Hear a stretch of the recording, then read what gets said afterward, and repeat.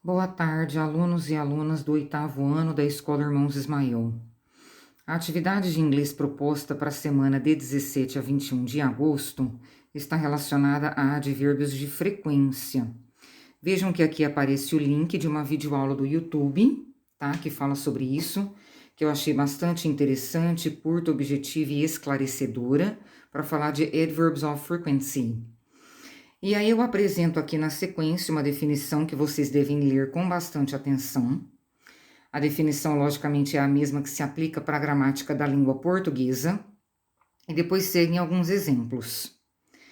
O que se coloca com relação a advérbio de frequência, são palavras que indicam frequência, que é uma ideia de tempo, é a seguinte questão: professora, como é que eu vou procurar entender o uso dessa classe gramatical na língua inglesa? Vocês vão pensar somente em verbo conjugado no presente simples, tá? Somente verbo conjugado no presente simples.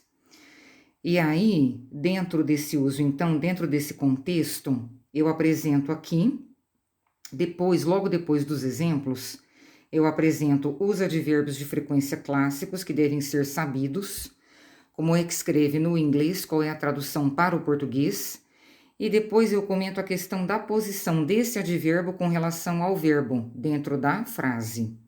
Porque essa é a questão solicitada nos exercícios em geral. Qual é a posição que esse advérbio assume? Antes do verbo ou depois do verbo? A diferença que existe está aqui, na segunda posição. Quando a frase aparece com o verbo to be conjugado no presente simples, esse advérbio de frequência ocorre depois. Está dado aqui, primeira posição entre colchetes e a segunda posição também entre colchetes, tá? A posição é essa, é regra. Essa regra tem que ser sabida. Essa regra, quer dizer, não existem exceções, é sempre assim, vai depender do verbo que a oração apresenta. E aí, antes de eu começar a trabalhar os exemplos e exercícios, eu coloquei aqui, né, quais são os advérbios que nós temos, além de always e never, que foi o que eu coloquei nas primeiras frases de exemplo. E eu retomo aqui também, de 1 a 11. Always, frequently, generally, never, often, aparece com T de tatu, mas é often. Se você encontrar uma outra pronúncia, gente, não precisa já tomar como erro, porque língua inglesa, sendo uma língua franca, internacional e franca, logicamente que várias diferenças são possíveis, mas aquilo que é padrão, aquilo que é colocado pelo IPA, pelo International Phonetics Association, often, sem o T de tatu, tá?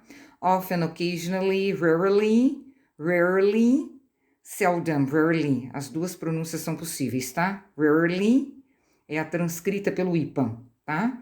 Pela Associação Internacional de Fonética e Fonologia. Transcrição assumida como padrão, portanto, é rarely. Seldom, sometimes, usually, normally.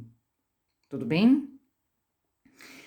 Bom, dados aí os advérbios que nós temos, muitos deles com a mesma tradução para o português, eu trago exemplos para exemplificar as duas posições, a primeira e a segunda, né? A primeira posição com verbos que não são be, quer dizer, todos os verbos da língua inglesa menos o be, que é um verbo diferenciado, né? Que tem características gramaticais válidas somente para ele.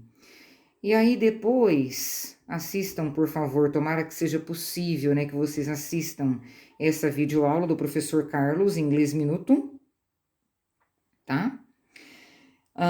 E aí aparece o exercício, para o qual eu apresento primeiramente dois modelos, e aí vem a frase A, B, C, D, E, F, G, H e J. São 10 atividades, tá? Letter A, they are in class this semester. Letter B, Mr. Barney is very well dressed.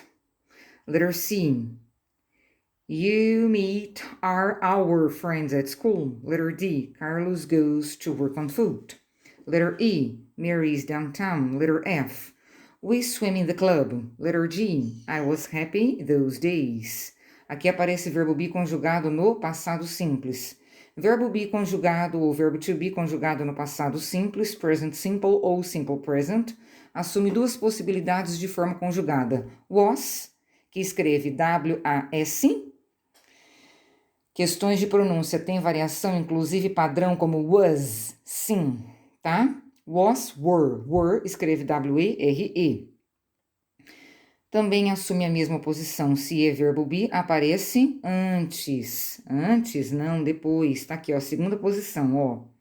Segunda posição, sujeito mais verbo be, mais advérbio de frequência colocado após a forma do verbo to be, conjugado no presente simples ou no passado simples, tá? Eu falei que era só presentes, mas tem um exemplo aqui, um exercício que apresenta o verbo be conjugado no passado simples, tá bom? Cadê?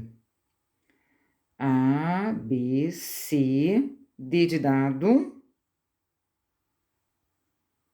You meet your friends at school. Letter D, Carlos goes to work on foot. Letter E, Mary is downtown. Letter F, we swam in the club. A G, que apresenta esse was, né? I was happy those days. Letter H, they go out at rainy nights. Letter I, you and I visit Uncle Jeff. Letter J, the kids play checkers. E é isso.